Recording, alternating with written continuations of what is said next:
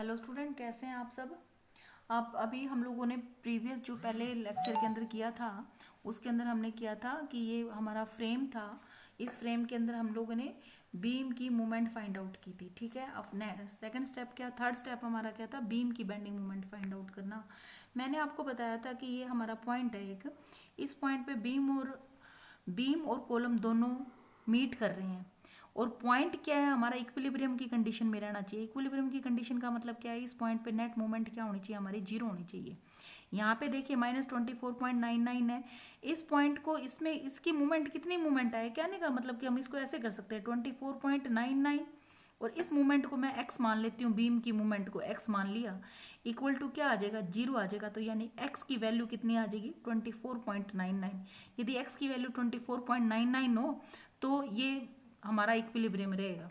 ये हमारा एक बीम है, इस ये देखिए आप, यदि मेरा एक ये बीम है, इस बीम की यहाँ पे कोई भी मूवमेंट आती है, जैसे यहाँ पे अपने 24.99 है, यानी कि ये बीम इस मूवमेंट इस अमाउंट से घूम रहा है, तो यहाँ भी हमारी कितनी आएगी 24.99। कहने का मतलब कि ये इधर घुमाएगा तो ये उधर घुमाएगा, ताकि क्या रहेगा, ये चीज़ हमारी क्या रहे, बैलेंस रहे। ठीक है जी। इसी तरह हम नेक्स्ट पॉइंट पे चलते हैं। नेक्स्ट पॉइंट पे जब इस पॉइंट पे आते हैं हम लोग, इस पॉइंट पे देखिए आपको इस पॉइंट की मूवमेंट पता चल गई। और नेक्स्ट पॉइंट क्या है हमारा, नेक्स्ट ये है आपका, ऐसे कर रहा है ये मीट, इस पॉइंट की -49.99 है और यहाँ की मूवमेंट अभी हमने निकाली है 24.99 और इसको आप मान लो x है।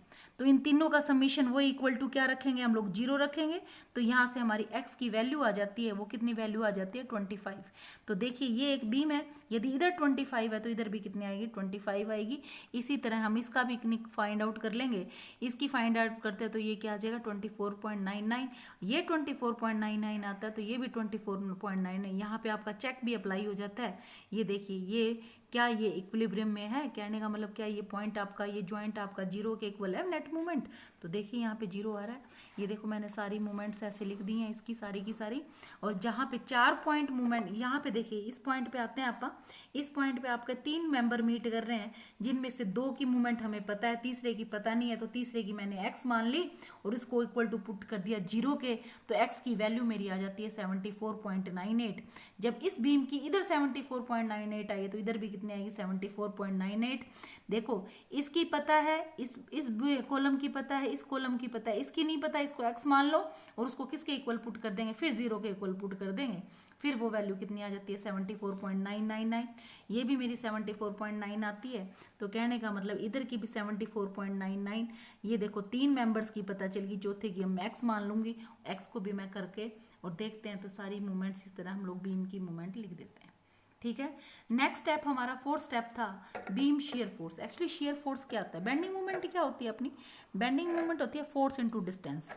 तो फोर्स क्या है यहाँ पे, shear force into distance, distance क्या है L इज इक्वल टू क्या आएगा, बेंडिंग मूवमेंट। तो कहने का मतलब shear force is equal to क्या आ जाएगा, bending movement divided by L, यानी कि shear force is equal to total bending movement of the beam. Total का मतलब कि ये एक बीम है, ये एक बीम है, इस बीम की टोटल मूवमेंट कितनी हो जाएगी, दिस प्लस दिस, एक डिवाइडेड बाय L, L का मतलब इसका स्पान कितना हो गया। ठीक है जी। इसके लिए सब पहले आप यूँ करते हैं, इसका एक सिंपल डायग्राम बना लेते हैं, जहाँ के अंदर, जिसके अंदर हम लोग क्या करेंगे, हमारे शेयर फोर्स मार्क कर लेंगे। जैसे कि मैंने यहाँ से क्या कर दिया, अपवर्ड कर दिया। यदि बीम इधर ऊपर उठा है तो ये नीचे उठेगा। ये जॉइंट है, ये जॉइंट इधर, ये बीम इसको इधर, इस जॉइंट को दबा रहा है तो इधर क्या करेगा, ये उठाएगा। इधर उठ रहा है तो ये बीम इधर दबेगा। इस तरह क्या होगा, आप समझ रहे होंगे शायद मैं जो कहना चाह रही हूँ। कहने का मतलब कि ये एक बीम है, इस बीम का यदि ये पॉइंट उठता है तो इस चीज़ को दबाएंगे हम। एक पॉइंट है, यदि ये पॉइंट ऊपर उठेगा तो इस चीज़ को यदि मैं इतना दबाऊंगी तभी तो, यदि इधर से उठ रहा है तो इसका मतलब क्या हुआ, ये पूरे का पूरा बीम उठेगा। यदि मैं इधर से दबाऊंगी इसको उतना ही तो क्या रहेगा, ये अपनी स्टेबिलिटी कंडीशन के अंदर रहेगा ये। ठीक है, अभी एक ज्वाइंट की बात आती है, इस ज्वाइंट के ऊपर ये देखो ये 2 है, ये इस ज्वाइंट को इधर दबा रहा है। यदि मैं इस ज्वाइंट को इतना ही उठा दूं तो ये ज्वाइंट कहीं नहीं लेगा, ये सेम जगह पे रहेगा। इस तरह हम लोग क्या कर लेंगे, सारे की शेयर फोर्स है वो क्या कर लेंगे, आप मार्क कर लेंगे। और मार्क करने के बाद हमारी ईजी हो जाती है कैलकुलेशन, तो ईजी है ही, बस ये मार्किंग थोड़ी सी टफ है। और वो भी थोड़ा सा ध्यान रख के करना है। ठीक है जी, तो हम लोगों ने इस तरह मार्क कर लिया, देखिए मैंने सारे मार्क कर रखे हैं। और इसके अंदर पहले हम लोग इस बीम का करते हैं। इस बीम का स्पान कितना था हमारा, 3 मीटर था।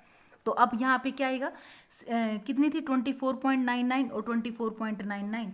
इसको मैं ऐसे भी लिख सकती हूँ कि 24.99 प्लस 24.99 डिवाइडेड बाय स्पान कितना है हमारा, 3 मीटर का स्पान है।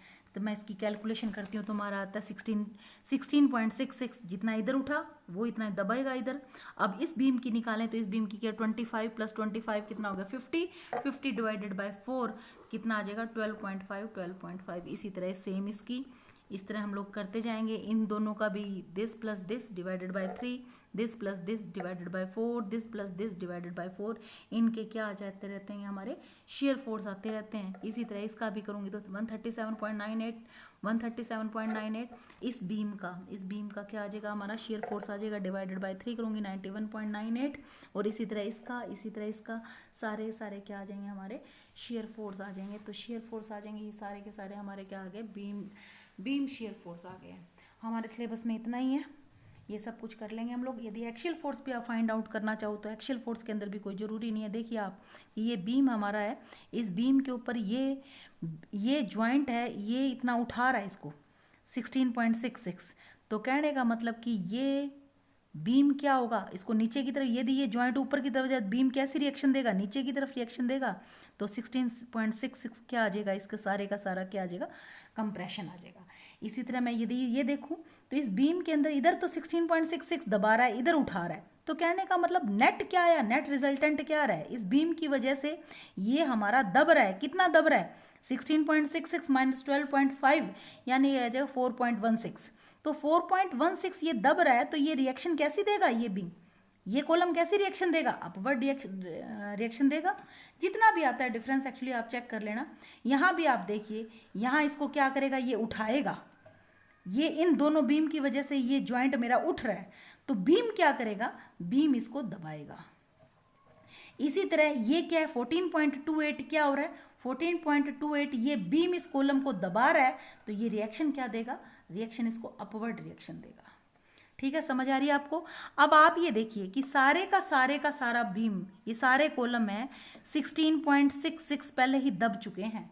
अब आप ये देखो कि इस ज्वाइंट, ये पहले 16.66 तो दब चुका था, 49.98 अब उठा है और उठ गया तो ये क्या करेगा, 16.66 तो पहले था, अब और उठ गया और उठा दिया, तो कहने का मतलब और दबाएगा ये 14.98।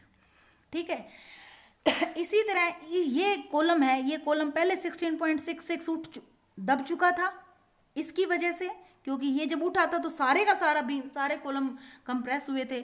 फिर इतना पोर्शन कंप्रेस हो गया था 49.98, और अब क्या हुआ कि इस बीम ने इसको 91.98 उठाया है, तो सिर्फ इतना पोर्शन फिर दोबारा दबेगा 91.98, यानी कि axial force, total axial force इस तरह आ जाएगी। इसी तरह इनके डिफरेंसेस भी आप चेक कर लेंगे। ये सब कुछ मैंने आपको आई थिंक क्लास में भी आपको समझाया था।